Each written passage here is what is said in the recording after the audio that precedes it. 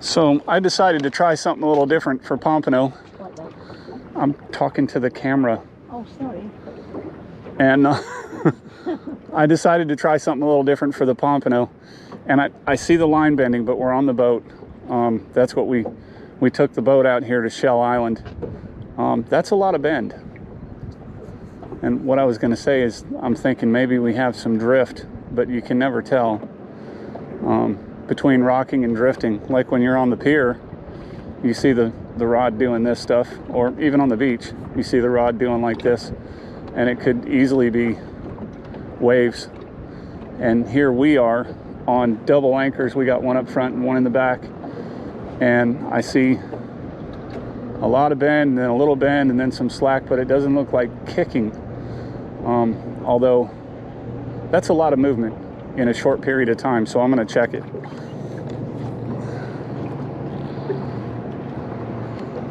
If we're lucky, we're having pompano for dinner. And if we're not lucky, we're going to keep trying.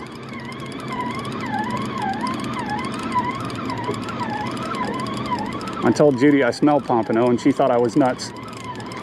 But they have a certain specific smell, and I just caught a whiff of what smelled like pompano on the air. And it's possible somebody caught a few, and I can smell their cooler upwind of us.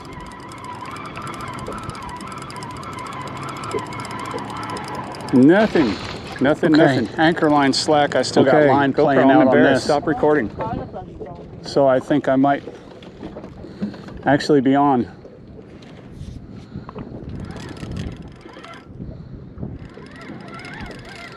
Feels awful light though.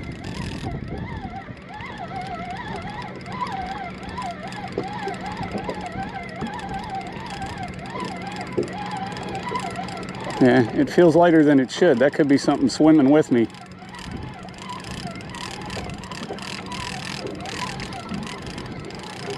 You hear the rattling. So I gave the rod a complete going through, and I think I put a reverse clicker in backwards, so I'm gonna have to fix that at some point. Hasn't impeded the function of the reel. It feels like kicks. I don't know. Staying down. Nope, nothing. Nothing. Not even a bite. You can tell that hadn't been bit. It's twisted up though. Crabs.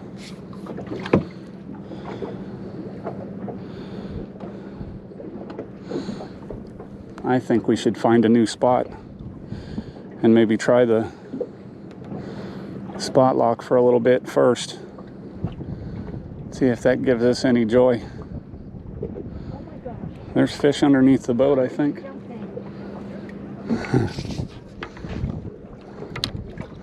I think I just saw a mackerel swim under the boat, which I don't have anything for. I don't have anything rigged for him. That's basically right over my anchor.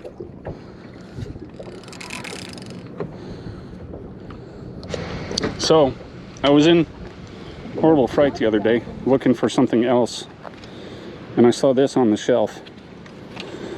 $29 and change, course plus tax. And I thought, I don't like a whole pier cart. A big pier cart is big and clumsy, and you gotta, you're carrying the whole thing around. And I thought maybe this will do. So I tried it last night. Look at that. And it worked perfectly. I took my sand flea rake out and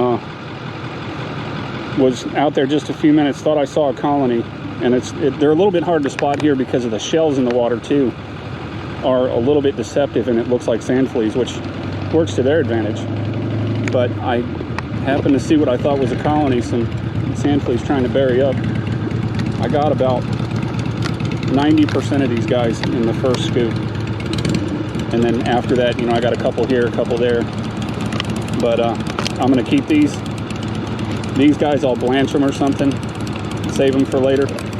I prefer to use them live, but if they're blanched, it's still real sand flea.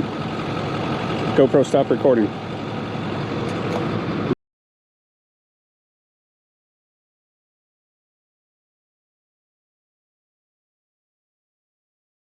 Hey guys, it's Mike. I've been trying for days to catch some fish so that you got a me catching fish video. Last weekend, what you see burning behind me, we had to cut down a tree. It was threatening to fall on the barn, and there was other issues with our satellite internet. So it had to go, unfortunately, and I don't have a sawmill. I would have loved to turn that into some good lumber. But as it is, we're just trying to burn some of the debris from it. So we went Wednesday on the boat, tried to get a pompano video, and got anchored up, threw the lines out, and we went to this nice secluded St. Andrews State Park, and I had the GoPro charged. The batteries died. I left it on in case something happened where it wasn't recording, but it was on. And if it idles like that, it eats up battery time. And before anything could happen, it went. So we picked up and moved spots and figured, Judy had her phone. She could have shot some video for me if I needed it. And we picked up and moved spots, and I didn't get the anchor set properly. I put down the anchor, thought everything was good, put down the aft anchor, pulled everything tight, and the forward anchor pulled out, and we kept drifting further in. And as I was figuring this out, I went up and pulled up the anchor, and by the time I went up and pulled up the anchor, the fishing lines were fouled in it. So, note to self, if you think you're drifting, pull your lines in. While I was untangling the lines, we wound up beached. And that wasn't going to do, was it? So, and in looking back, it was probably a mistake, but I gunned the throttle to get out of there. And it did. It pushed the boat off of the beach, but realistically, I probably should have just got out and pushed. And let's see, that was Wednesday. Saturday, went again for pompano and caught a few sand fleas. Nothing bit, no bites. Nobody caught anything.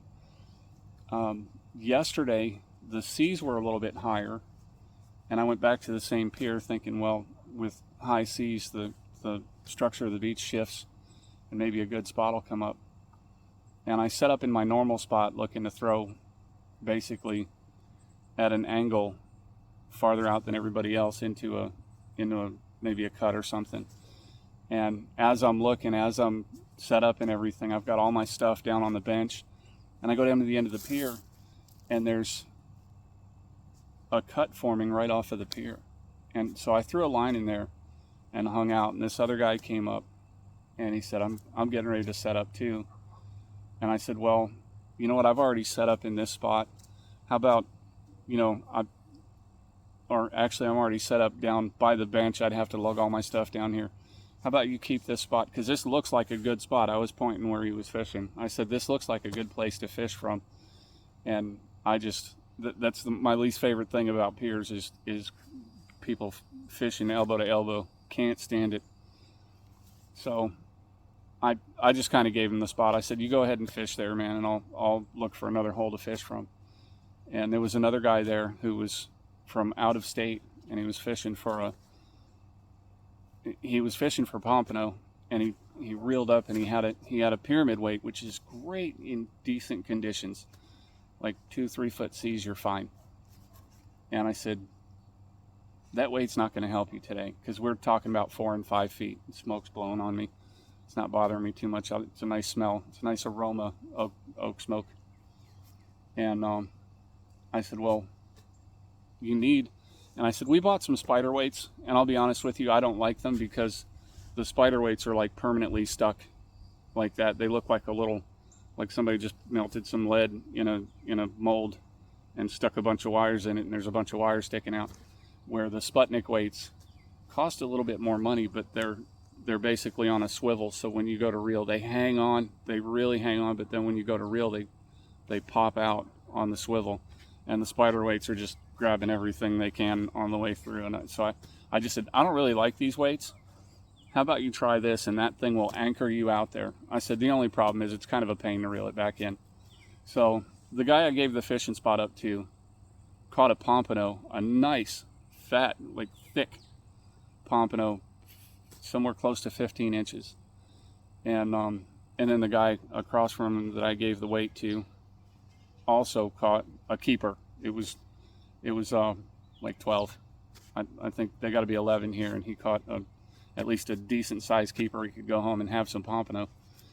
And while I was fishing down farther on the pier, and I tried fishing in the shallow, and I tried throwing way out, and neither worked. So, and there may be some footage with that. And then the other guy I gave the spot up to, on a sand flea, hooked a 28-inch red, which is above keeper size this year. It has been for a while, but it's still the same. It's between 18 and 27 is the slot for reds in Florida. And so, like 1 inch over, he was really frustrated. He had to let it back. But I got an assist on that. He had brought his own bridge net, and I helped him out with that, got it lowered. So I got to do something fun and interesting anyway. And I got some footage of that. It was getting dark. But no fishing video. Oh, and I had a little bit of a temper tantrum on the beach on the way. There's a narrow pass, Sandy Point. There's Sandy Point, and there's a navigational beacon. And I'm going to put some Sandy Point footage in. Either I'll switch and be small screen up in the corner, or I'll put the Sandy Point footage in the corner. But where we're going through that pass, if there's oncoming boats, it's like a 2-lane road. And it's just this little narrow place.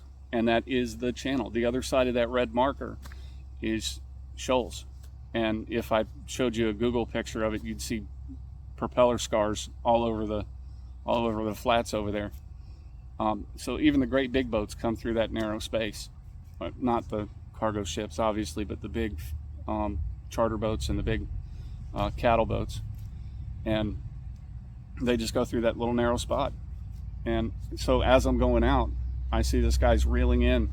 He's casted across the channel, and he's reeling in.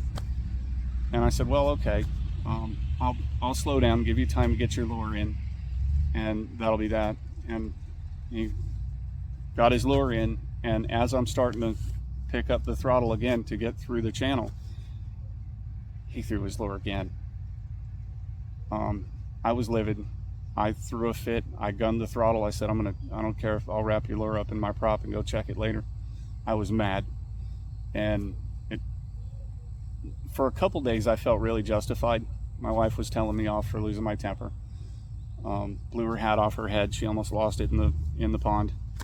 And I said, well, you know what? That's a navigational marker. And if you're going to fish there, if you see boats coming by a whole lot right where you're fishing, the boats aren't going out of their way to be mean to you. You're fishing their channel, and you should yield to the boats, not the other way around. And I know there's occasionally boats that come up and do stupid stuff like run up and get on your lines and all that stuff, and that's wrong. But if you're fishing the channel, it kind of belongs to the boats, and you reel in when you see them coming because you're the one kind of borrowing the space. So anyway, I felt justified about it. We were in church today, and they were talking about, forgiveness and understanding. And I thought, yeah, I probably could have, because the guy was acting like, you boats just keep coming here and bothering me.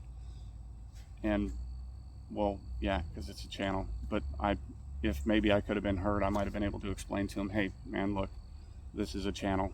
I could have been decent about it, but I was so mad I didn't see straight, and I should not have, really, looking back on it. And since I mentioned being in church, I might as well tell you a story. I don't know if I've told this on video before, but the whole thing that sent me into real estate, I was a master electrician. They call it a electrical contractor's license in the state of Florida, but it's effectively a master electrician. And I had a business, had a corporation, and was doing electrical work and getting rolling on that. And when everything crashed in 2007, it all stopped. And so I lost that business. And I went to work. I went and found some industrial work way out in California. I was in the middle of applying for a career with a nuclear power plant, and that was looking like it was going well. But as I came back here, I had some idle time, and I thought, well, okay, I'll go to work at a certain place where people get hurt a lot, but I'm not going to name names. And I got hurt. somebody was welding in a small compartment right adjacent to me and lit the paint on fire in the compartment I was working in, and I inhaled a bunch of those marine epoxy paint, burnt, and there are some nasty, nasty chemicals in that stuff. So, and that's why sometimes in my video you'll hear me struggling to breathe. And I just inhaled a pile of that thick, nasty, stinky black smoke. I choked and told my supervisor about it, and he looked at me, you know, gave me the dead eyes like, how could you do this to me? And I wound up, I just wasn't able to keep going. And workers' comp will throw you under the bus. That's a whole different story, and I won't go into that. But I will say, in places where they say call your supervisor or notify your supervisor right away if you get hurt, if you're pretty seriously hurt and you know you're seriously hurt, if you're conscious before you call your supervisor, I would recommend that you call a workers' comp lawyer right away before you say anything to your supervisor, so they let them tell you, because don't believe the companies have their own thing going on with the insurance company where there's threats the rates will go up, there's threats they'll stop covering them, and they may be true, but it's at that point where nobody's your friend, and you need to cover your own back. Anyway, I'm not a lawyer, you know that. I've almost played one in a movie, but that still doesn't count. And so we went to, I got really, really sick after that. I couldn't breathe. My mailbox is about 100 yards out the front yard, and it was a struggle to walk out and check the mail. Like I had to, a diver might be familiar with how at 100 feet or more, 50 and up, where you have to force your breath in. I was doing that all the time on the surface, and it was kind of, and sorry to be too graphic, but it was sort of like phlegmy and nasty, and it was sticky. It was like trying to breathe molasses.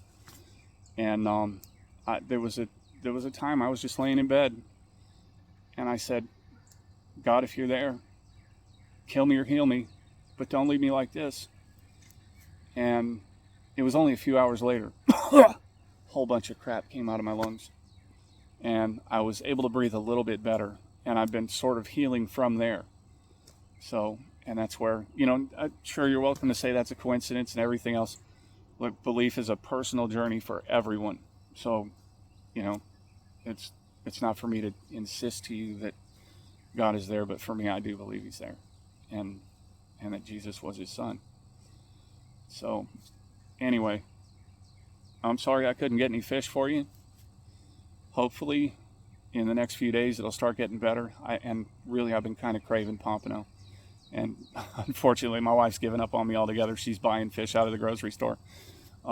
Hopefully I can turn that around this year, because last year was rough trying to catch anything.